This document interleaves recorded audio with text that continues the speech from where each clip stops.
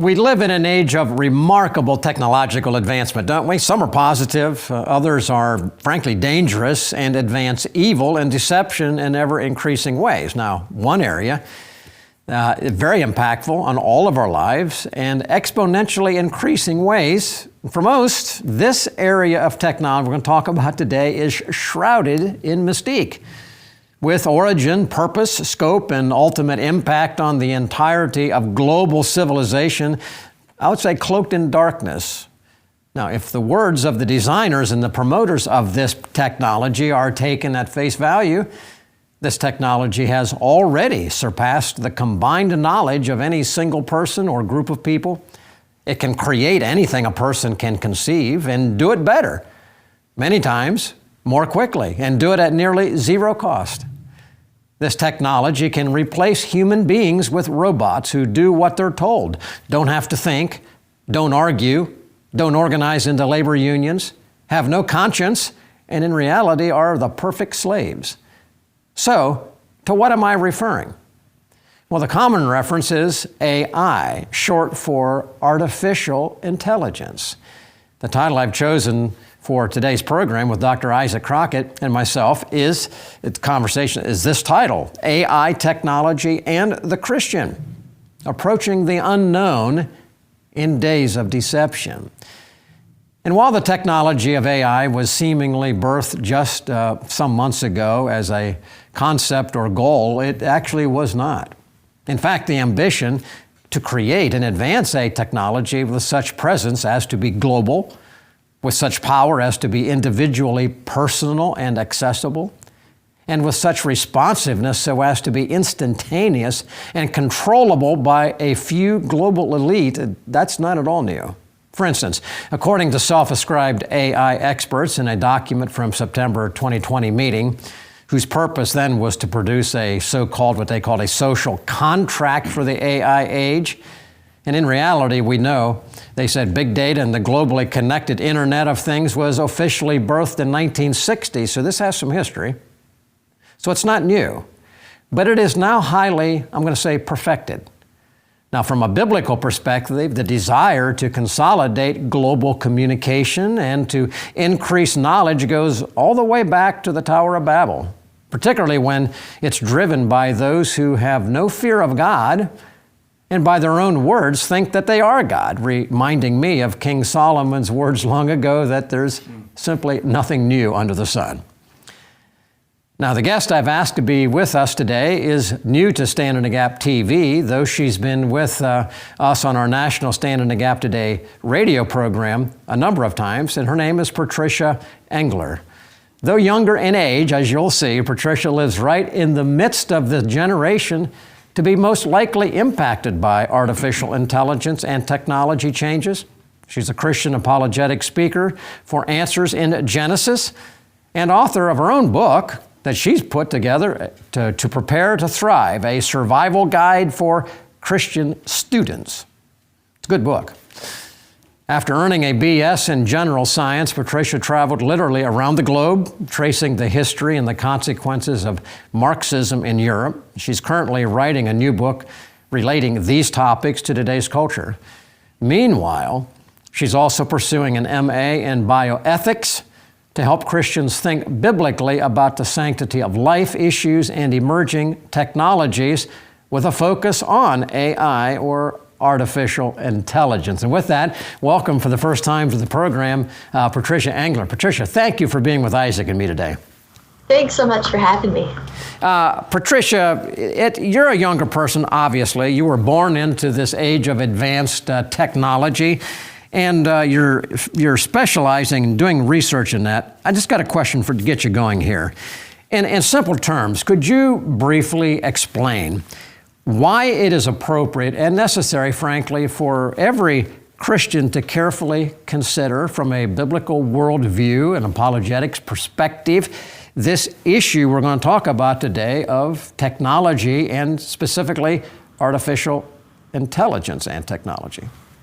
Yeah, thanks so much. So as you said, this is something that's really going to be impacting so much of society. People are already concerned, how's this going to affect jobs? Is this something that we need to worry about in terms of, is it an existential threat to humans? So AI is really a big deal to be thinking about, but technology in general, there's some different views about it that we're going to talk about. We'll see how it is a gift that God has given us. We want to be applying it for good purposes and doing that with wisdom, recognizing the realities of our fallen world. We want to be drawing careful boundaries to make sure that it'll have the maximum positive effects and not lead to unintentional negative consequences. And also, as we'll see, this technology is being developed by a lot of people who have a specific spiritual agenda, a specific agenda for humanity that doesn't necessarily align with God's word and could actually undermine human flourishing and freedom and religious freedoms as well. So there's a lot going on here. All right. Well, I think you did a great job on that. So, ladies and gentlemen, artificial intelligence, technology, you may be aware of this. Most people generally don't know too much about it. So stay with us as we walk through here in this part one program, and then we'll have a second part to complete next week with our special guest, Patricia Engler. Truth, flexible or permanent? The Bible, ancient history, or powerfully relevant? Culture, a reflection of enlightenment or warning signs? The pastor, commentator, or frontline combatant? Every day, American Pastors Network speaks to these questions where and when they matter. With hundreds of affiliate radio stations nationwide, a website and mobile app screening today's headlines through the twin lenses of the Bible and the Constitution, educating, informing, equipping. This is the American Pastors Network. The time is now to stand in the gap for truth.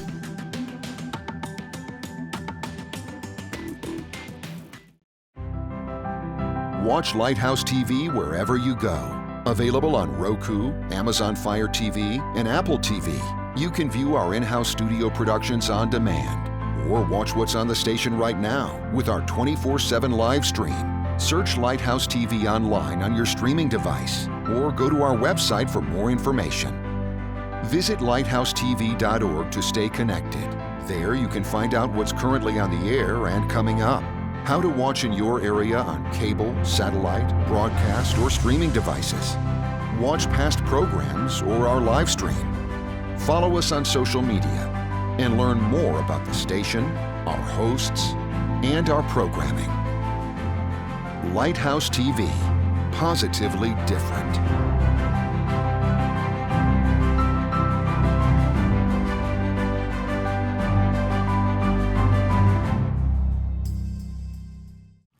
Well, welcome back to Stand in the Gap, and today we're talking to a spokesperson, apologetic spokesperson from Answers in Genesis, Patricia Engler, about some issues surrounding technologies. This is actually a two-part program. We have this program, and then next week, Lord willing, we'll have part two of this. So Patricia, you and Sam have already talked about artificial intelligence, and you already talked about that there are some positives and there are, I think you said it was unintended consequences. And so many times when technology is going forth, the inventor of that technology only sees the good parts of it.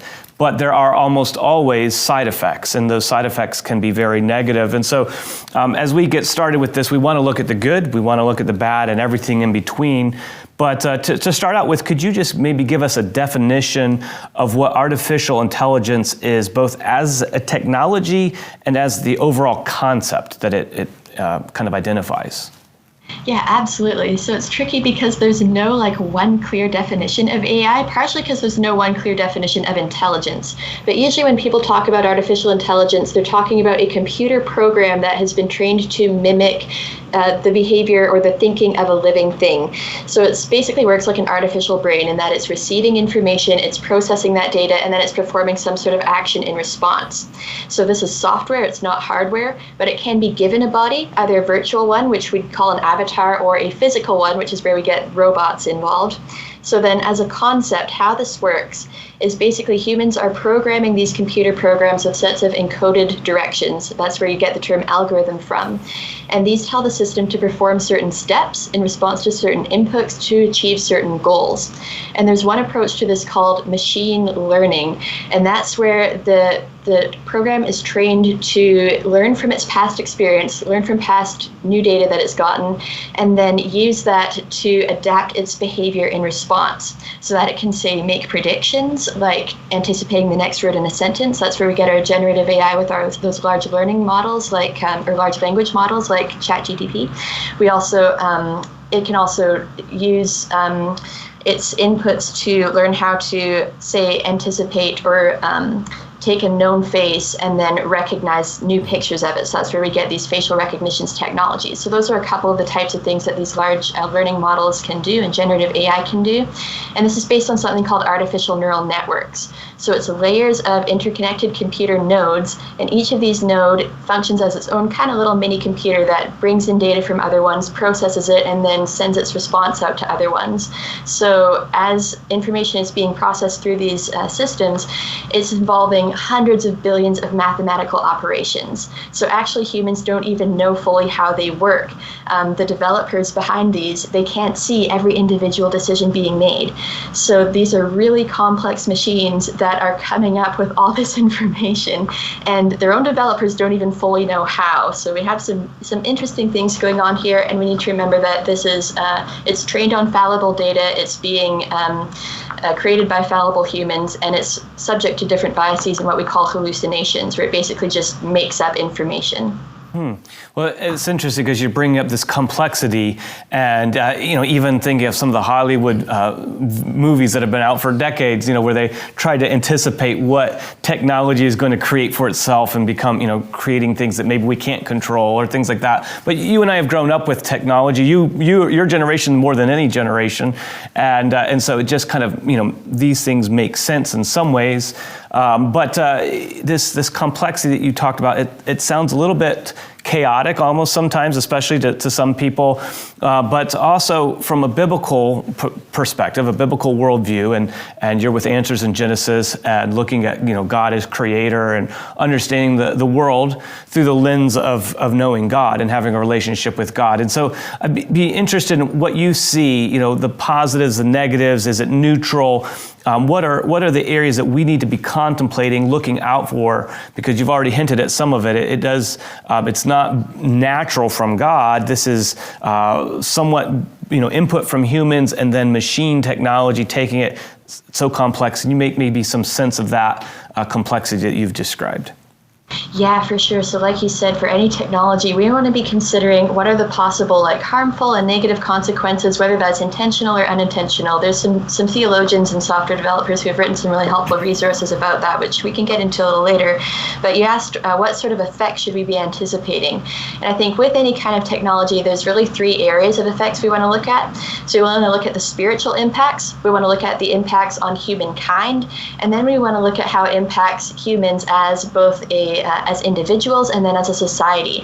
So to break that down a little in terms of AI, for the spiritual impacts, one danger I see coming is people looking to AI and artificial intelligence as the authority for truth. Because it is so powerful and complex, people will, even like they do with the internet now, what AI says people might take as the definitive authority instead of God's word. That needs to be our authority for truth. People are already looking to AI for moral and ethical guidance. They're asking AI to write fake Bible verses, to even lead church services. People are also, in some cases, looking at technology as the redeemer that's going to solve all the problems, when we know that's not the case. Jesus is the redeemer of our fallen world. People also, in some cases, are hoping that technology can make them like God, which goes all the way back to Eden, that first lie we read about in Genesis 3. So I really think spiritually there's a lot of potential for AI to become humanity's most compelling idol yet. So we want to be aware of that. We also want to consider the effects on humankind. Some people are concerned that with this potential for exponential growth, that AI can teach itself and develop its own new, even greater capacities. This could get beyond humans' abilities to control. What might that look like?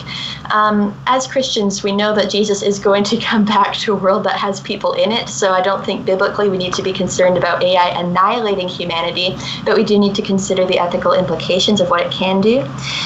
People are also considering using AI to incorporate that into their bodies through brain-computer interfaces and that type of things, and using it as another way to create themselves. That's where we get into transhumanism and posthumanism, so that can have other implications for humanity as a species. And then for societies and individuals, we want to think about, what's the economic impact? Lots of people are concerned that AI could affect their jobs, which certainly it could. How feasibly and quickly and totally every job can be automated, that's another question. There's assumptions going into that make it hard to predict, but we do need to be aware that this can have some big economic implications. I'm also concerned about the potential for AI to basically trivialize society, so dumbing humans down. If we start to outsource our reasoning and our communication skills to these unseen algorithms, we don't want to be letting those skills atrophy at a time when we need them more than ever. And also we want to consider how this technology can be used for things like surveillance and control. So totalitarianism, these sort of authoritarian systems that act like God and want to control human behavior and thinking and emotions, they need to be able to know what's going on everywhere, and they need to be able to monitor and predict and manipulate people's behavior. And these large language or generative AI and AI in general gives totalitarian regimes a way to do that. So those are just some of the effects we want to be considering. And Patricia, you identified many of them, and I, as you and I had talked before, and we're talking right now for people who are listening, I mean, it's hard to imagine that there's something, a machine, a methodology, something out there that can actually think, something that can make decisions, something that can give you and me personally on our phone or on our computer things that maybe we asked for or we didn't ask for. That's hard to perceive. And so we can't go further into that, but I do want to come back and ask you this, because this technology is man-made. Somebody set out. So talk just briefly. Everything has a beginning from the technology perspective, and according to your research, what would you identify as far as when it came, when this technology came, and who was behind, and maybe could shape and flavor a little bit of the purposes for which this concept, artificial intelligence, which by itself is almost like a contradiction of terms, but came about? Yeah, for sure. So briefly, some people trace the origins back to the 40s when you had a science fiction writer, Isaac Asimov, who really started getting people excited about robotics and computing. And then around 1950, you had a guy named Alan Turing, if you've heard of the Turing test, or your audience has. So he came up with this paper called Computing, Machinery, and Intelligence, where he suggested how you could create intelligent machines. And that's really where this idea started getting traction. So he proposed what's called the Turing test, where you measure a machine's intelligence based on how well it can mimic human behavior when it's answering questions. So that got people thinking about these concepts. And then over in the, also just that same decade in the 50s, you had the Rockefeller Institute. And they funded a workshop, a research workshop that brought together the founding fathers of AI. And that workshop is where we first see the term artificial intelligence being popularized through that title.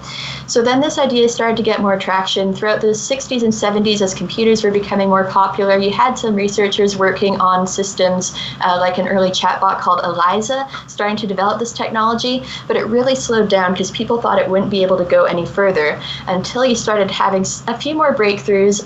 For instance, in 1997, you had the computer, IBM's Deep Blue, that beat the human chess champion at the time. Then 2016, you had a computer that won at the game AlphaGo above humans, which is a lot more complicated than chess. So this really got people wowed by the capacities for this technology.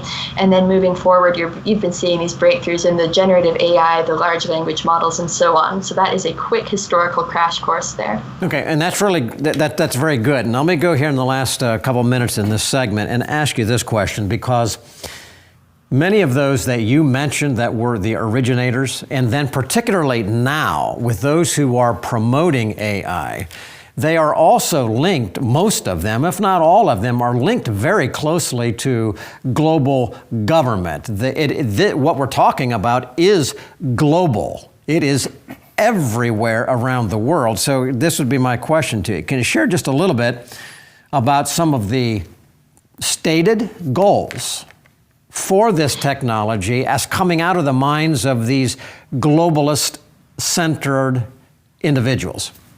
Yes, sir. So just briefly, for instance, the World Economic Forum, they have a tool you can find online. It's called the Diversity, Inclusion, and Equity 4.0 Toolkit, where they are encouraging corporations to use AI to monitor all their employees' activities in order to make sure that everybody's complying with certain diversity and inclusion standards that, of course, might not align with God's word. So you're seeing it being used to enforce that kind of soft totalitarianism, getting everybody to conform to the going ideology.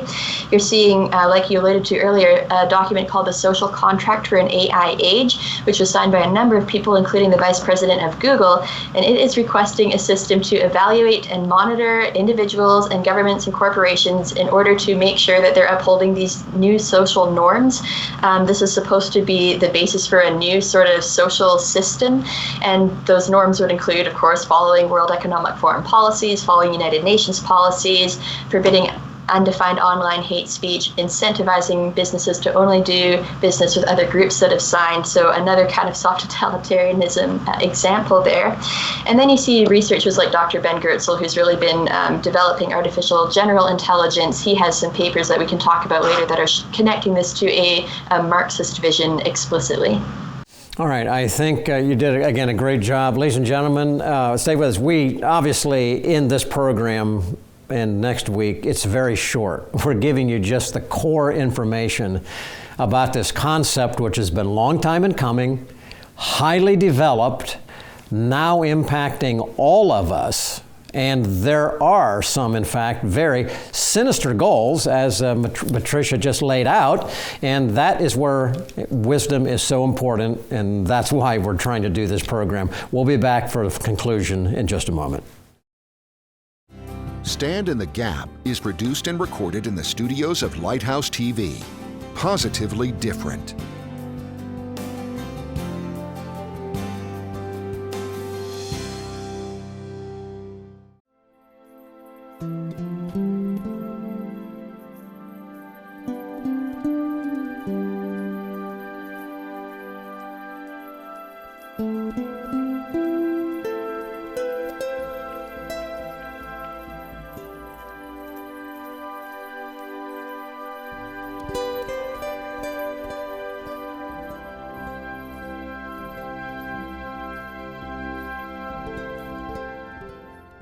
For over 2,000 years, pastors have carried the light of the gospel through opposition, persecution, and every flaming arrow of the enemy. But sadly, now more than ever, our nation is experiencing a period of spiritual darkness. But what would happen if churches threw off the shackles of fear and boldly stood for truth? If 100,000 pastors around the nation joined together and committed to preaching God's word no matter the consequence, pastors who are unaffected by changing times and the opinions of men, what would happen if America's pulpits became aflame with the preaching of righteousness? The great darkness from rejecting God's standards would be expelled, the prayers of God's people heard, our nation healed, and God's blessings restored. The time has come to stand. Watch Lighthouse TV wherever you go. Available on Roku, Amazon Fire TV, and Apple TV. You can view our in-house studio productions on demand, or watch what's on the station right now with our 24/7 live stream. Search Lighthouse TV online on your streaming device, or go to our website, lighthousetv.org, for more information. Lighthouse TV, positively different. Welcome back to Stand in the Gap. We're talking with Answers in Genesis apologetics spokesperson Patricia Engler, an author and speaker, and somebody who's studying bioethics.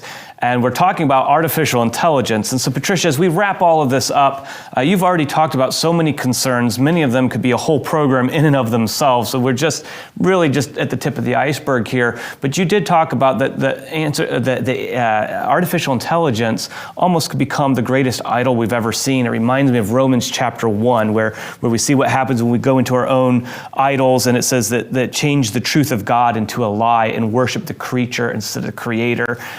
As you just, we wrap this up, could you summarize what a Christian with a biblical worldview, what some of their concerns ought to be and maybe their mindset should be as they look over this idea of the up and coming technology of AI? Sure thing. One biblical account I'd direct people's attention back to is the story of the Tower of Babel. So you had people who wanted to use their technology at the time to make a name for themselves and essentially become like God, which is very much what we're seeing again with AI and other things like that. And it can be overwhelming and it can be scary. But the thing to remember is just like back in Babel,